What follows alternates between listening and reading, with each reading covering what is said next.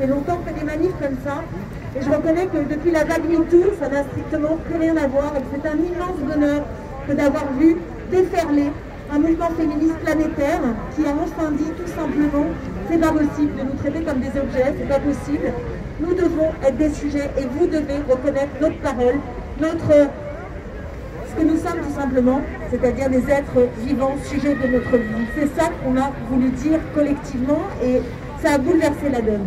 Et il se trouve que je suis aujourd'hui députée à l'Assemblée nationale. Je siège dans le groupe de la France Insoumise. Et c'est dans l'hémicycle, depuis maintenant 3 ans, que nous menons la bataille pour tout simplement que la loi soit modifiée. Il y a eu, vous le savez, une loi qui a été présentée par le gouvernement il y a 2 ans. Dans un silence assourdissant, cette loi a été adoptée puisque c'était en 1er août. Histoire qu'on soit bien sûr que personne ne se rende compte du carnage qui était en train de se produire, puisque Mme Schiappa et le gouvernement ont expliqué que c'était la grande cause nationale, vous vous souvenez, des violences faites aux femmes. 4 misérables articles, avec aucun moyen afférent.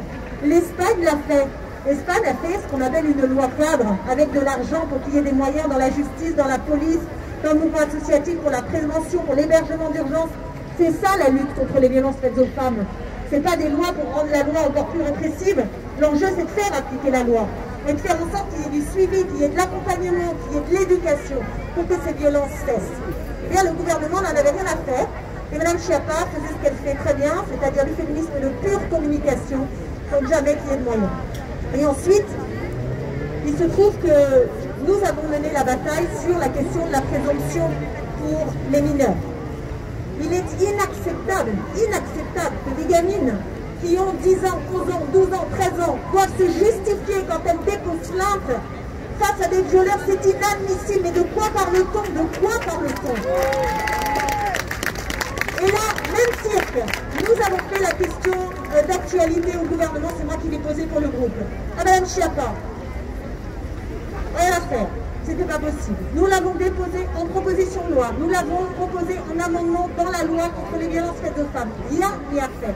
À aucun moment, le gouvernement n'a accepté d'affronter le Conseil constitutionnel et de mettre dans la loi ce qui devrait être, c'est-à-dire la protection des mineurs. Moi, je veux bien qu'on discute, 13 ans, 15 ans. Ayons débat là-dessus. Et pas de problème, ouvrons-le. Mais en dessous de 13 ans, comment est-il possible qu'il n'y ait pas une présomption d'innocence pour les moins de 13 ans? Et vous avez peut-être lu, comme moi, ce livre de Vanessa Springora, et je pense que celles et ceux qui n'ont pas compris le sujet, et je les invite à lire ce que ça veut dire d'être embrigadé, ce que ça veut dire la sidération, ce que ça veut dire un rapport de domination sur une fille et sur un enfant. C'est ça la réalité, et donc le droit doit protéger les femmes et doit protéger les mineurs de formes d'abus, je déteste ce terme, vous avez vu, on nous parle souvent d'abus sexuels. D'abus sexuels. Abuser, c'est inadmissible. Il n'y a pas d'abus sexuels. Il y a des agressions, il y a des violences, il y a du harcèlement. Il faut appeler un chat, et non pas commencer dans le vocabulaire à raconter autre chose. Et là, maintenant, avec Julie, et je m'arrête, avec l'affaire Julie, je pense que tout le monde est au pied du mur et que les responsables politiques y regardent ailleurs. Eh bien, je peux vous dire que nous allons continuer la bataille et que si nous continuons à être aussi nombreuses et nombreux dans ce combat, moi je pense qu'on peut finir par arracher de véritables progrès, mais on aurait besoin d'une rupture de la volonté politique. Cette volonté politique, elle n'est pas au rendez-vous aujourd'hui dans ce gouvernement, quoi qu'il raconte, parce qu'il en coûte de se battre pour l'égalité entre les hommes et les femmes. Et je veux vraiment terminer par un message d'espoir, parce que la chanson dit « Nous sommes sans passé ». Alors peut-être qu'on est sans passé, mais je vous assure qu'on a un avenir. Bon courage à vous.